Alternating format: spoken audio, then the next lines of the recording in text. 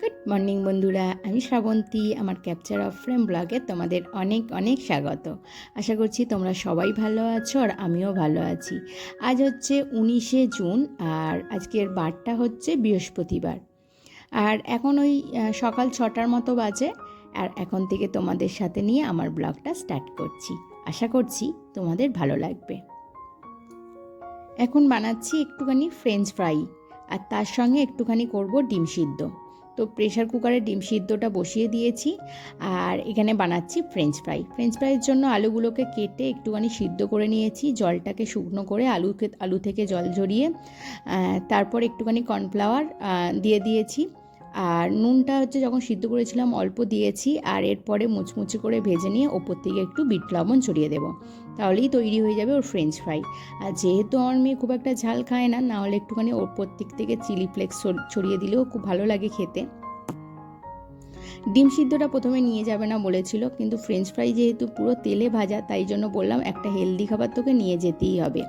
তো সেই জন্য একটা ডিম সিদ্ধ জোর করেই ওকে দিচ্ছি। আর সবই ঘুম থেকে তুলেছি, দেখতেই পাচ্ছ।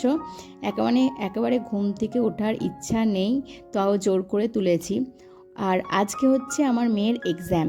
ওদের প্রি হাফ ইয়ারলি যে ইউনিট টেস্ট থাকে, সেই টেস্ট আজকে আছে, মানে ওই 20 নাম্বারের। তো ওদের একদম ক্লাস অফ দেয়নি, ক্লাসের সঙ্গে সঙ্গে এই টেস্টটা হবে, মানে আগে টেস্ট হয়ে যাবে, তারপর নর্মালি যেরকম ক্লাস হয় ক্লাস হবে।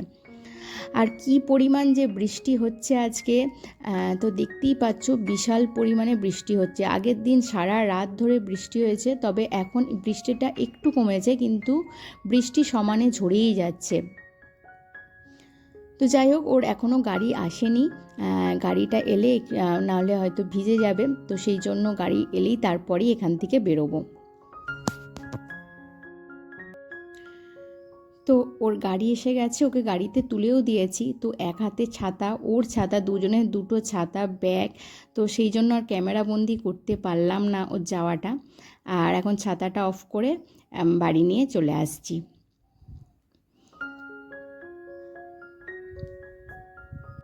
তো সকালে বাসি কাজকর্মের মধ্যে ঘর ঝাঁট দেওয়া মোছা কমপ্লিট হয়ে গেছে। তো মেয়ে স্কুল গেছে আর জামা কাপড়গুলো ভিজিয়ে রেখেছি। এখন জামা কাপড়গুলো কেচে স্নানটা সারবো। তো একবার মেঘের পরিমাণটা দেখাই। আর এই দেখো, জামা কাপড় তো কেচে দিয়েছে আগের দিন। দেখো, মানে আগের যেহেতু বৃষ্টি হচ্ছে, জামা কাপড় তো শুকায়নি, তার উপর আজকে আবার জামা কাপড় দেবো, মানে আরও শুকাবে না, পুরো ভর্তি হয়ে থাকবে। আর এই যে সিঁড়ির একদম কোল বেয়ে বৃষ্টি গড়িয়ে গড়িয়ে পড়ছে। তো জামা কাপড় কাচা হয়ে গেছে আর আমি এখানে পুজোটা সেরে ফেললাম। তো একবার দেখাই তোমাদের যে জামা কাপড় কীরকম মানে ভর্তি হয়ে গেছে বাইরের দিকটা। তো মানে এই অবস্থা মোটামুটি। তার উপর আবার যেগুলো আমি কেচেছি সেইগুলো আবার শুকাতে দিচ্ছি। তো এদিকে আমি জামা কাপড়গুলো মানে শুকোতে দিচ্ছে, আর ওদিকে হচ্ছে ছাদে হচ্ছে দাদা, মানে এই বাড়ির যে মালিক আর কি, সে গাছের পরিচর্যা করছে। তোমাদের তো অনেকবার দেখিয়েছি যে ছাদ ভর্তি গাছ। তো প্রায় দিনই দাদা এসে এরকম নানা রকমের সার, গাছের যে নোংরা পরিষ্কার করা, এগুলো করে। তো যাই হোক, আমার সমস্ত জামা কাপড় মেলা কমপ্লিট হয়ে গেছে। আর এখন একটু আদা দিয়ে চা করব।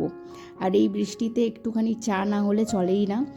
আর বৃষ্টি দেখতে দেখতে চা খাওয়ার মজাই আলাদা। কিন্তু এখন সকালবেলা এত সময় নেই, কারণ কর্তামশাই 10টায় বেরোবে অফিস। তো ওর জন্য রান্না রেডি করতে হবে, ওর লাঞ্চ বক্স রেডি করতে হবে। তো চলো ঝটাপট আগে চাটা খেয়ে নিয়েই রান্নাটা বসিয়ে দেব। তো এই কয়েকদিন যে টানা বৃষ্টি হচ্ছে, সেই বৃষ্টির জন্য কিন্তু বেশ কয়েকটা প্রবলেম আমি ফেস করছি। আর যেহেতু এই জায়গাটা আমার কাছে নতুন, তো প্রবলেমগুলো আমার কাছে মানে যেরকমভাবে আমি প্রবলেমগুলো ফেস করতাম যেখানে আমার পুরানো বাড়ি ছিল, তো এখানে যেহেতু জায়গাটা নতুন, এই একই প্রবলেম হয়তো নতুন লাগছে আমার কাছে।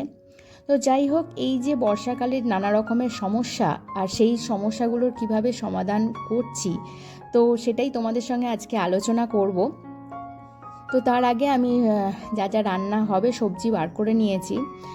আর সবে হচ্ছে লাঞ্চ বক্সের জন্য তরকারিটা কমপ্লিট করেছি। আজকে একটা মিক্স ভেজিটেবল করেছি আর কি। তোমার সোয়াবিনটাকে একটু ভিজিয়ে দিয়েছিলাম, আর তার সঙ্গে একটু পটল, কুমড়ো, আলু, সোয়াবিন দিয়ে একটা মিক্স ভেজিটেবল তরকারি করব।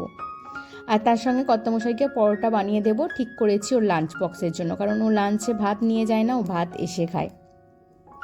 তো যখন তরকারিটা প্রায় কমপ্লিট হয়ে গেছে তো কর্তামশাই বলল আজকে এতটা বৃষ্টি হচ্ছে, মনে হচ্ছে কাজ আজকে ঢিলে তালে চলবে, তো আমি বাড়িতে এসে লাঞ্চ করব।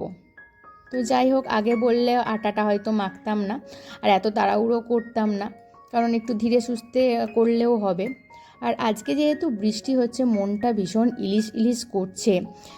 তো দেখি তাড়াতাড়ি রান্না করে মেয়ে আসার পর ওকে খাইয়ে দাইয়ে নিয়ে যদি একটুখানি বাজারে যেতে পারি। তো মোটামুটি এদিকে দেখো আমি মানে সোয়াবিনটা যে ভিজিয়ে রেখেছিলাম ওটাকে ঠান্ডা জলে একটুখানি ফেলে দিয়েছিলাম, আর জলটা নিংড়ে নিয়েছি, তারপর একটুখানি ভেজে তুলে রাখলাম। প্রত্যেকটা সবজি হালকা করে ভেজে নেব, আর তারপরে একটুখানি টমেটো, পেঁয়াজ, আদা, রসুন গ্রেট করে দিয়ে দেব, খুব অল্প অল্প দেব, সামান্য। আর তারপরে রোজকার মশলাপাতি দিয়ে ভালো করে কষিয়ে নিয়ে একটুখানি জল দিয়ে নেব, তারপরে মাখো মাখো হয়ে গেলে নামিয়ে নেব। এটা কিন্তু খেতে বেশ রুটির সঙ্গে পরোটার সঙ্গে ভালো লাগে।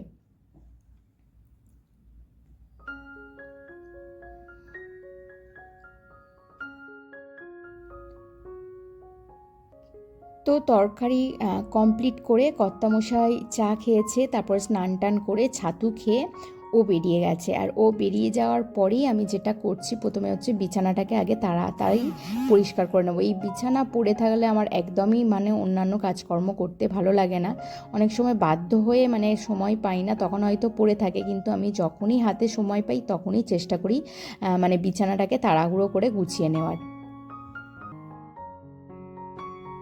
তো দুপুরের জন্য বানাচ্ছি একটুখানি মুগ ডালটা অনেক দিন থেকে আনা আছে, প্রায় হচ্ছে আমি বাড়ি গিয়েছিলাম তারও আগে আনা আছে, তো এরপরে যদি না খাই তো হয়তো খারাপ হয়ে যেতে পারে। তো সেই জন্য একটু বানাবো মুগ ডাল, আর মাছ তো একদমই বাড়িতে নেই, তো তার জন্যে বানাবো ডিম আলুর কষা।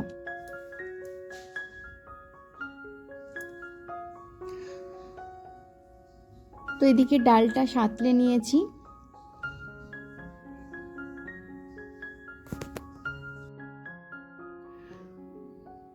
তো এদিকে মোটামুটি ডাল ডান, আর এদিকে বসিয়ে দিয়েছি ডিম আলুর কষা। তো এদিকে এটা ডিম আলুর কষাটা হতে থাক, আর ওইদিকে আবার আমার মেয়ের আসার টাইম হয়ে গেছে। তো আজকে ফার্স্ট ডে পরীক্ষা, দেখি কেমন দিয়েছে। আজকে আর আনতে গেলাম না, কারণ আমি আনতে গেলে ওকে টোটো করে আনবো, আর এই যা বৃষ্টি হচ্ছে ও ভিজে যাবে। আর তার থেকে বরঞ্চ স্কুল গাড়িতে এলে চারিদিকে কাঁচ দেয়া আছে, ও একটুও ভিজবে না, তো সেই জন্য আর আমি আনতে গেলাম না। তো এই দেখো ম্যাডাম এসেই আমাকে কোশ্চেনটা আগে দিয়ে দিচ্ছে, মনে হচ্ছে ম্যাডামের পরীক্ষা খুব ভালো হয়েছে, এক্সাম। আর প্রথম দিনেই ছিল ম্যাথ। তো ম্যাথের যা কোশ্চেন দেখলাম প্রত্যেকটাই ওর পারা উচিত, মানে প্রচুরবার ওর প্র্যাকটিস হয়েছে, জানি না ও কতটা কি লিখে আসতে পেরেছে। তো সেই জন্যই আমি দেখছিলাম ওর কোশ্চেনটা প্রত্যেকটা ধরে ধরে। তো চিরিং বিরিং করে লাপাচ্ছে, মানে হচ্ছে এক্সাম খুব ভালো হয়েছে।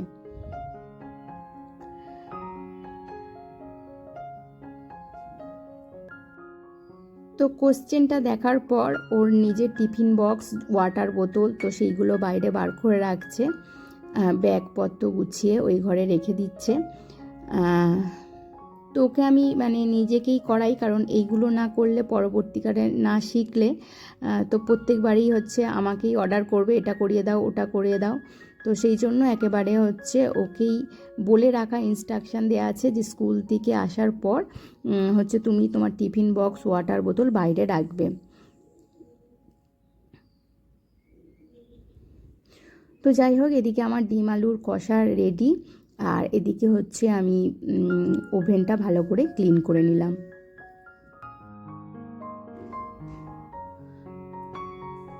তো ওভেনটা ক্লিন করার পরে আমি মেঝেটা ভালো করে পরিষ্কার করে নিই, কারণ অনেক সময় বাসন ধোয়ার জল টুকটাক পড়ে থাকে আর তার জন্য স্লিপ হয়, নোংরা হয়। তো সেই জন্য আমি এখানটা ভালো করে মুছে নিচ্ছি।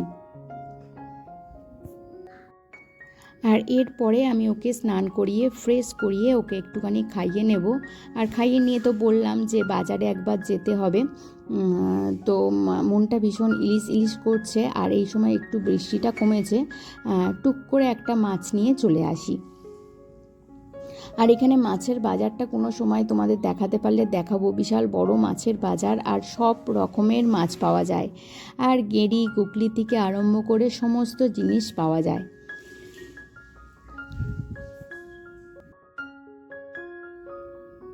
তো এবারে মেয়েকে বাড়িতে রেখে এসেছি, ও ঋষিতার সঙ্গে খেলছে, আর দিদিকে একটু বলে এসেছি। তো ওইদিকে খেলুক, আর এইদিকে দেখো বৃষ্টিটা কমেও গেছে আর রাস্তাঘাট বেশ শুকিয়েও গেছে। তো আমি ঝটাপট মাছটা নেব আর চলে আসবো। মোটামুটি 15-20 মিনিট আমার লাগবে।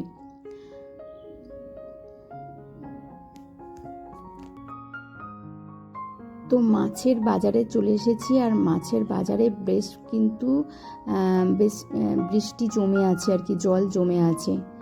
তো যাই হোক, আমি জাস্ট ইলিশটা নেব, আর কোনো মাছের দিকে দেখব না। তো এরপর বাড়িতে চলে এসেছি, আর এরপরে মাছগুলো পরিষ্কার করে ফ্রিজে রেখেও দিয়েছি। তো এবারে আমি যে বলছিলাম বর্ষাকালে যে সমস্যায় পড়ি, প্রথমত জামা কাপড় তো ভীষণ স্যাঁতস্যাঁতে হয়ে থাকে। জামা কাপড় শুকানোর পরেও যেন মনে হয় যে জামা কাপড়টা খুব একটা শুকায়নি, এখনও একটুখানি ভিজে আছে। তো সেক্ষেত্রে বিশেষ করে বাচ্চাদের স্কুল ড্রেসগুলো এরকম একটু ড্রাই করে নেওয়ার জন্য আমি যেটা করি, একটুখানি আয়রন মেরে নিই। তাহলে আয়রন করে রাখলে জামা কাপড়টাও একেবারে শুকনো হয়ে যায় আর বেশ গরম হয়ে যায়। এরকম যদি কোনো জামা কাপড় মনে হয় যে শুকায়নি বা হালকা হালকা ভিজে আছে, সেক্ষেত্রে যদি আয়রন করে নেওয়া যায় তাহলে কিন্তু অনেকটা সমস্যার সমাধান হতে পারে।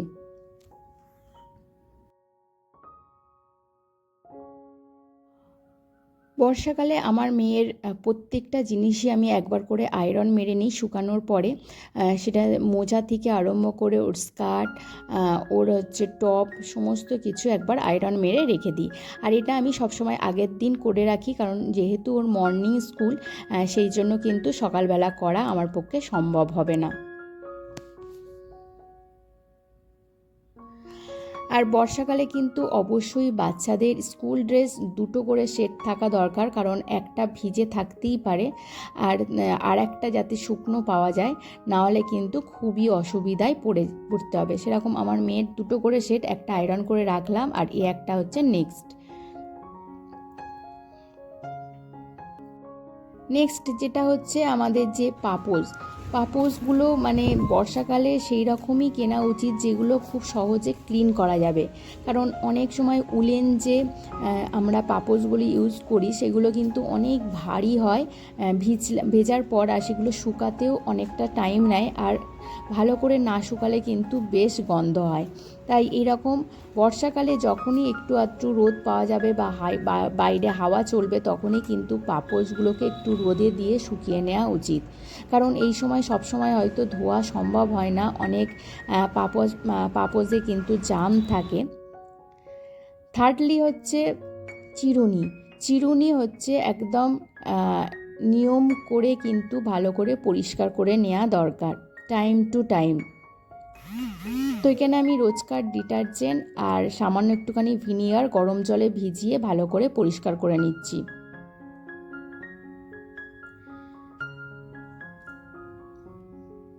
তো চিরুনি অনেক দিন হয়ে গেলে আবার যদি মাথায় তেল মাখা হয়, সেই তেলেতে আরও কিন্তু ময়লা বেশি জড়িয়ে ধরে, আর এতেই কিন্তু চুল ওঠার সম্ভাবনা বেশি থাকে। তাই অবশ্যই কিন্তু চিরুনি টাইম টু টাইম ক্লিন করতে হবে। আর একটুখানি গরম জলে যদি সার্ফ দিয়েও একটুখানি রোজকার যে ডিটারজেন্ট আমরা ইউজ করি সেটা দিয়েও ভিজিয়ে রাখলে, আর তারপরে একটা পুরানো ব্রাশ দিয়ে ঘষলেই কিন্তু খুব সহজেই ময়লাগুলো একেবারে উঠে যায়। আর তারপরে পরিষ্কার জলে ভালো করে ধুয়ে ভালো করে শুকনো করে নিতে হবে। ফোর্থলি হচ্ছে আমাদের বাথরুমে কিন্তু আমাদের একটা স্মেল হয়, সেটা যদি সবসময় মানে প্রত্যেক দিন পরিষ্কার করা সম্ভব না হয় আর পোকামাকড় যাতে না হয় তার জন্য আমি যেটা করি, এরকম যে ন্যাপথলিন রাখি বাড়িতে, সেরকম একটা ন্যাপথলিন এরকম একটা কন্টেনার নিয়ে নিই। এটা আমার পুরানো একটা জোয়ানের কন্টেনার, আর এটা এয়ারটাইটভাবেও রাখা যায়, আবার মুখটা খুলেও রাখা যায়। তো এরকম কয়েকটা ন্যাপথলিন এরকমভাবে ভেঙে আমি বাথরুমে একটা জায়গায় রেখে দিই। এতে কিন্তু পোকামাকড়ের উপদ্রব অনেকটা কম হয়।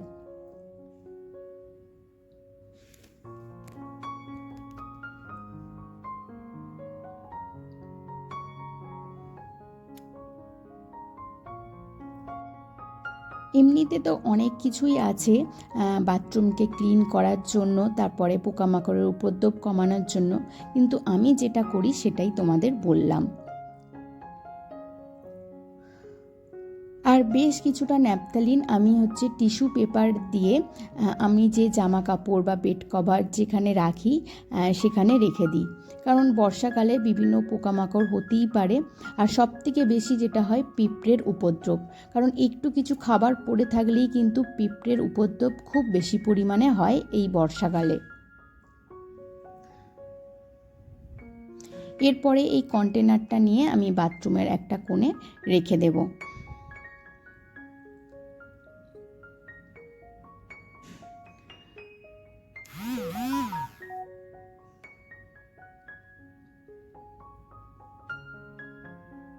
তো বেশ কয়েকটা ন্যাপথলিনের টুকরো আমি এরকম টিস্যু পেপারে নিয়ে এবারে ব্যাগের মধ্যে, বিভিন্ন যে ব্যাগ আমাদের এটাই হচ্ছে আমার বেড কভার রাখার ব্যাগ, তো এর মধ্যে রেখে দিলাম।